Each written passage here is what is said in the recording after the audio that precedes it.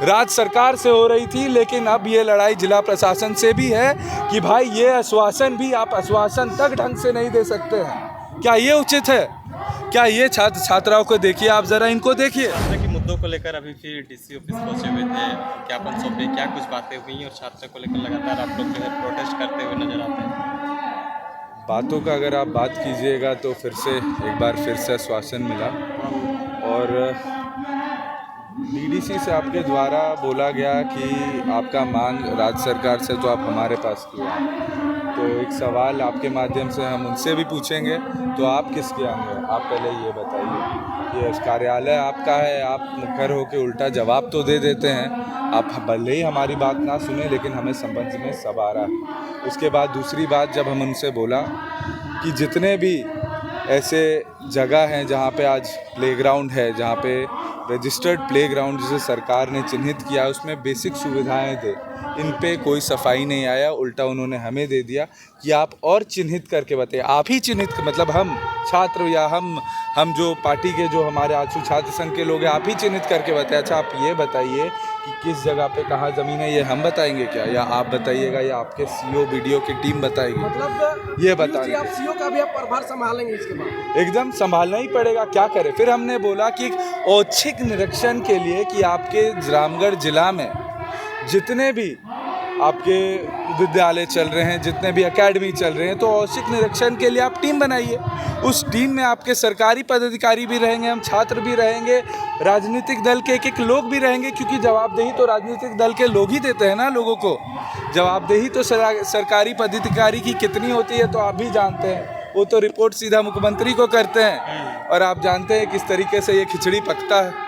अच्छा पीयूष जी, ये उसके बाद फिर बात आई, उसके बाद फिर आगे चलते हुए हमने 100% सीसीटीवी सर्विलियंस के बारे में बोला, तो इस पे उन्होंने कोई जवाब नहीं दिया। हाँ ठीक है, हम करेंगे, होना चाहिए, ऐसा कुछ नहीं बोला, उन्होंने सुन के छोड़ दिया।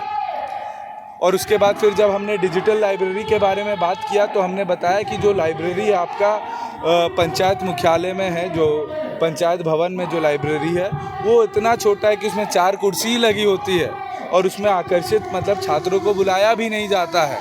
ये मैंने बोला, तो बोले कम से कम आप 4 को तो बैठाना शुरू कीजिए। तो आप मुझे एक चीज़ बताइए, एक पंचायत, इतना बड़ा पंचायत में मैं बस 4 छात्रों को उठा के मैं लाइब्रेरी में बैठाऊंगा क्या ये उचित बात है? उसके बाद फिर मैंने बोला मेधावी छात्र जो एक्स्ट्रा ऑर्डिनरी परफॉर्म कर रहे हैं खेल के क्षेत्र में, शिक्षा के क्षेत्र में, तो इतने इंस्टीट्यूट है, आप उनके प्रिंसिपल को बुलाइए मीटिंग के लिए। भाई आप जिला पदाधिकारी हैं, आप बुला सकते हैं उनको।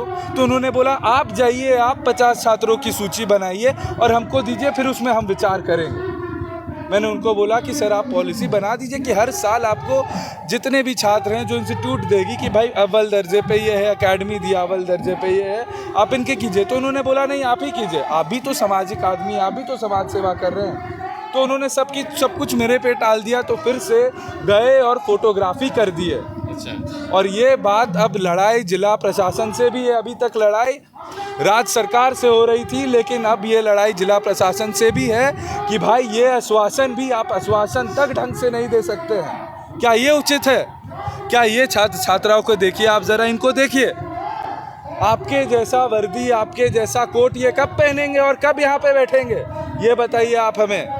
या आप ये भी नहीं चाहते कि हम ही जीवन भर यहाँ बैठे रहें और आपके बच्चे यहाँ पे आके बैठ जाएं? आप ये चाहते हैं? तो ये आश्वासन जो मैंने बोला, आप इन बच्चों से पूछिए, साथी में थे ना आप लोग, क्या मैंने कुछ भी बोला, मैंने बनावटी बात बोला? ये सारी बातें बच्चे भी सुने, ये सारी बात इन्हीं के सामने हुई करके रखा हुआ है। और उसके बाद भी ये डीडीसी साहब का देन था, और निवेदन देने के बाद कि हज़ारों संख्या में छात्र आएंगे, हर कॉलेज से आएंगे। आज डीसी साहब भी यहाँ मौजूद नहीं है, क्या उनकी जिम्मेवारी नहीं बनती कि उनकी बात सुने? तो ये तो हाल है रामगढ़ जिला प्रशासन का। आप बताइए, अब पूछिए, आप क्या पूछना चाहते हैं? आगे क्या रणनीति होगा, क्योंकि लगातार आप लोग जिला वाइज जो है, मैं फिर से बोल रहा हूँ, आप छात्रों को उग्र कर रहे हैं। छात्रों का इतिहास उठा के देखिए कि किस तरीके से छात्र जब रोड पे उतरा है। छात्र आंदोलन किसको बोलते हैं? इतिहास बदल देता है, और झारखंड में वो आग नहीं लगना चाहिए। मैं हाथ जोड़ से सरकार से विनती करता हूँ कि भाई ये आग झारखंड में नहीं लगना चाहिए। आप जेपी आंदोलन का लीजिए, इंदिरा गांधी का सरकार पलट दिया तो न जाने कितने बहुमत से आई थी, लेकिन उन्होंने वापस से छात्रों का मुद्दा को साइड किया, वो छात्र आंदोलन शुरू हुआ। आज सबसे समीप आपके हुआ नेपाल में। ये उदाहरण से आज के युवा भी चिन्हित होंगे, जितने दर्शन गण मुझसे सुन रहे हैं वो भी सुन रहे होंगे। आप युवाओं को आक्रोशित मत होने दीजिए, आप जल्दी से जल्दी युवाओं का डिमांड पूरा कीजिए। और हम बहुत बड़ा रकम तो नहीं मांग रहे, हर साल 270 से 300 करोड़ का हिसाब होता है, ठीक है। आपने ऑडिट रिपोर्ट भी नहीं दिया है केंद्र सरकार को, लेकिन आप किसी भी तरीके से व्यवस्था करके अपना हिस्सा दे दीजिए। 40% ये सरकार को देना है ना। लेकिन कल्याण मंत्री चमरा लिंडा बोल रहे हैं हमें केंद्र सरकार राशि नहीं दे रही, तो हम तो कहाँ आप से दें? ऑडिट रिपोर्ट दे रहे हैं क्या? क्या पहले जो सरकार ने, केंद्र सरकार ने आपको अपने हिस्से का पैसा दिया, वो पैसे का आपने क्या किया, किस योजना में खर्चा किया, ये ऑडिट रिपोर्ट अभी तक क्लियर किया है क्या सरकार? इसका जवाब आप में से किसके पास है बताइए? दिया है? हाँ बोला है हेमंत सोरेन जी ने कि हमने ऑडिट रिपोर्ट दे दिया, तभी भी सरकार पैसा नहीं दे रही है। तो फिर अच्छा, एक ये भी सवाल है, गोवा सरकार ये कहती है 25 वर्ष पूरा हो गया, रजत पर्व भी मना लिया गया, फिर भी जो है छात्रों अभी भी जो है सड़कों पे ही भटक रहे हैं। तो लगता है कि 25 सालों में जो झारखंड की दुर्दशा है, युवाओं के लिए जो चीज़ें होनी चाहिए, आप युवा नेतृत्व करता है, तो आपको लगता है कि युवाओं के लिए और कुछ होना चाहिए? आज तो छात्र सड़कों पे ही हैं। युवाओं के लिए सोचती क्या है सरकार, पहले ये जानने की ज़रूरत है। क्या होना चाहिए? सब कुछ होना चाहिए। युवा को क्या चाहिए? युवा को शिक्षा चाहिए, युवा को खेल कूद चाहिए, और क्या चाहिए युवा को? बस ये 2 चीज़ें हैं। लेकिन आप देखिए, आप बाहर, हर मुख्यालय के बाहर आप पोस्टर देखिए, कितना पैसा खर्च कर रहा है ये सरकार। उसका 50% पैसा भी छात्रों को दे देना तो न जाने ये झारखंड की कितनी आवाम को ठंडक पहुंच जाएगी, कितने आवाम को सुविधा मिल जाएगा। तो क्या ये राज्य सरकार छात्रों को शिक्षा से रोकना चाहती है? देखिए, सबसे पहले बता दूं, इस सरकार में जितने भी राजनीतिक दल जुड़े हुए हैं, आप किसी का भी छात्र विंग उठा के देखिए, क्या है उनके छात्र विंग का स्थिति। वो छात्रों को एकदम दरकिनार रखी है। लेकिन आज मैं यहाँ पे छात्रों के बीच में हूँ, मैं किसी राजनीतिक दल के बारे में बात नहीं करूँगा, लेकिन राजनीतिक दल का जो स्ट्रक्चर है उसको देख के पार्टी के बारे में, सरकार की मंशा के बारे में, सरकार के मुखिया के बारे में आपको सब पता लग जाएगा। पीयूष जी, एक अहम सवाल है, आप छात्र छात्राओं का प्रतिनिधित्व कर रहे हैं और अभी आप जिला प्रशासन से मिले भी और आपको आश्वासन नहीं मिला और गेट के बाहर में छात्र हैं, क्या आप उनको संतुष्ट कर पाएंगे?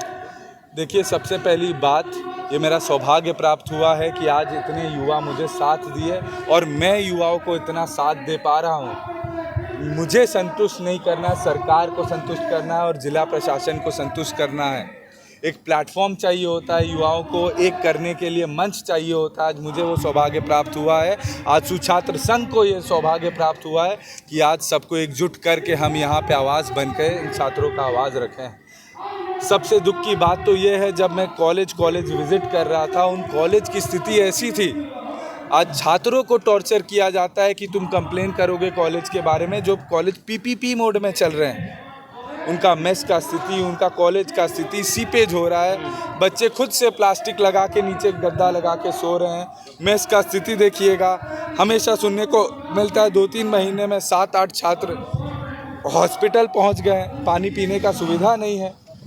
भाई उन्हें हॉस्पिटल कैसे पहुंच रहे? भाई उन्हें कुछ ना कुछ रोग हो जा रहा है गंदे पानी पीने से। तो इन तरीके के समस्या, इसी सब चीज़ को देखते हमने बोला औचक निरीक्षण टीम रखी है आप, जो कभी भी जाके भाई निरीक्षण करे और उसको टाइट ले। छात्रों को साला ब्लैकमेल नहीं करना पड़े, सारा छात्रों को ब्लैकमेल नहीं करना पड़े। तो भाई इसमें भी हमें मिलता है कि ठीक है भाई, सुन के अनसुना कर दिया जाता है, बोला जाता है कि भाई सब काम प्रशासन नहीं कर अब सकता। आगे की रणनीति क्या होगी और ये आंदोलन कब तक चलेगा? आगे की रणनीति ये है कि हर छात्रों के साथ, हर जिला के छात्रों के साथ रोड में उतरना है और तब तक उतरना है, अंतिम दम तक उतरना है, जब तक हमको अपना हक नहीं मिल जाता। और जिस प्रकार से आज मुझे आश्वासन दिया गया कि आप टीम बनाइए, आप 10 लोगों का टीम बनाइए लाइब्रेरी के लिए, आप औचक निरीक्षण के लिए टीम बनाइए, आप 50 छात्रों का सूची दीजिए, तो मैं हर वो काम करूँगा। लेकिन मैं फिर से आपके सामने रिपोर्ट करूँगा, मैं वापस से सारे जनता के बीच आऊँगा, मैं वापस से आपके सामने आऊँगा और मैं जवाब दूँगा कि मेरा रिपोर्ट देने के बाद भी सरकार ने क्या किया।